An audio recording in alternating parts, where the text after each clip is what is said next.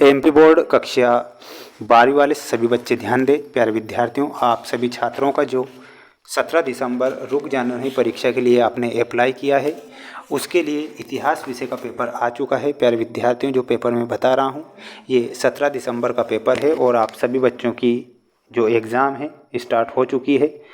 अगर आप इस क्वेश्चन पेपर को देखते हैं तो प्यारे विद्यार्थियों 100% मैंने वादा किया है आप सभी बच्चों से कि पेपर आपका बाहर नहीं जाएगा, इसलिए ध्यान से क्वेश्चन पेपर को देखें।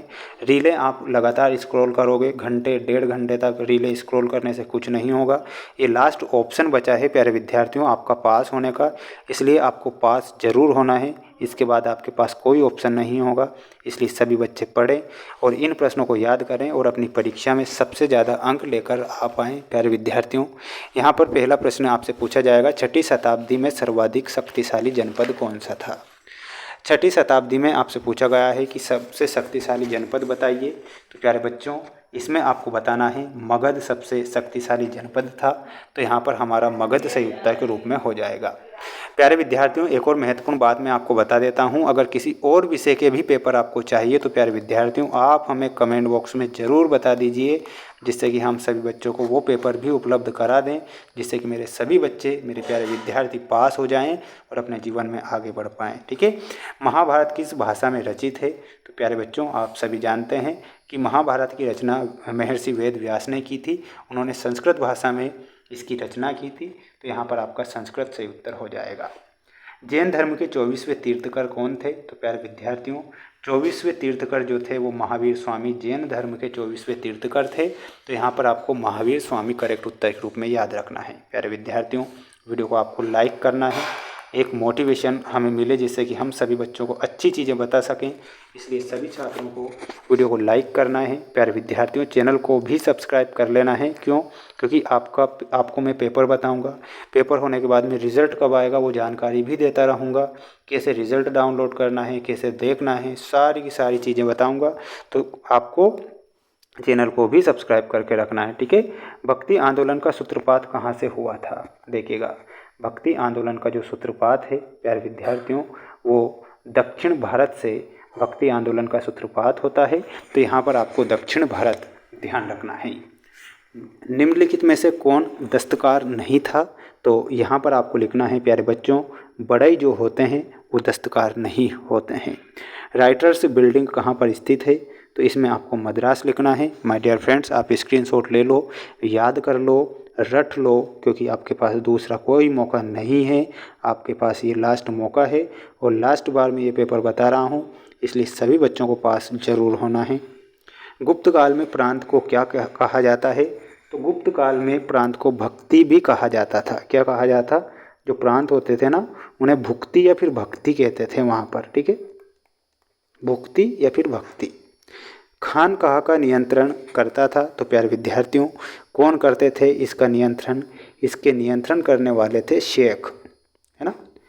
पहाड़िया लोग की खेती करते थे। तो जो पहाड़िया जो लोग हैं वो झूम की खेती करते थे, तो यहाँ पर आपको झूम लिखना है। भारत आने वाले प्रथम यूरोपीय यात्री थे, तो कौन था वो था वास्को डी गामा। कौन था? यहाँ पर लिखना है, सभी जानते हैं वास्को डी गामा। अगला क्वेश्चन पूछा गया है, मुस्लिम लीग ने मुक्ति दिवस कब मनाया था। तो प्यारे विद्यार्थियों, मुस्लिम लीग ने 22 दिसंबर को मनाया था, तो 22 दिसंबर लिखना है। भारत का लौह पुरुष किसे कहते हैं। तो प्यारे विद्यार्थियों, यहाँ पर आपको सरदार पटेल बताकर आना है, सरदार पटेल हमारा सही होगा। साइमन कमीशन भारत कब आया था। तो इसमें आपको लिखना है 1928 में। कब आया था? तो यहाँ पर आपको 1928 लिखना है। 1928 में साइमन कमीशन भारत आता है। प्यारे विद्यार्थियों, इसके बाद में अगला प्रश्न देख लो, ये रहा आपका अगला प्रश्न जो कि आपकी परीक्षा में आएगा। यहाँ पर पूछा गया है मेगास्थनीज। मेगास्थनीज में प्यारे विद्यार्थियों आपको सही मिलाना है। इंडिका का ये लेखक था मेगास्थनीज। महर्षि वेदव्यास ने महाभारत की रचना की। सिद्धार्थ गौतम बुद्ध का बचपन का नाम। कबीर में आपका ये रामानंद के शिष्य थे। अबुल फजल आईने अकबरी और बुकनान में आपको चिकित्सक से मिला देना है। आप सभी बच्चों को स्क्रीनशॉट ले लेना है, अच्छे से इन्हें याद करना है, क्योंकि ये प्रश्न ही हैं जो कि आपकी परीक्षा में प्यारे विद्यार्थियों आ रहे हैं। चौथा क्वेश्चन देख लीजिए, सत्य असत्य दिए जाएंगे आप सभी को। गीता में 18 अध्याय एवं 700 श्लोक थे, बिल्कुल ये सत्य बात है। प्रयाग प्रशस्ति की रचना बाणभट्ट ने की थी, तो प्रयाग प्रशस्ति लेख की जो रचना है बाणभट्ट ने नहीं की थी, तो यहाँ पर आपका ये गलत होगा। भगवान विष्णु ने 24 अवतार लिए थे प्यारे विद्यार्थियों, 24 अवतार भगवान विष्णु ने नहीं लिया, 24वां अवतार लेना अभी बाकी है, और उस अवतार का नाम है प्यारे विद्यार्थियों कल्कि अवतार, यानी कि अभी उन्होंने 23 ही अवतार लिए हैं, इसलिए ये आपका गलत होगा। अलवार और नैनार संतों ने तत्कालीन जाति प्रथा का विरोध किया था, ये गलत होगा। यानी कि ये सभी प्रश्न प्यारे विद्यार्थियों असत्य हैं, ओनली एक ही हमारा यहाँ पर सत्य हैं। आप सभी बच्चों को स्क्रीनशॉट ले लेना है।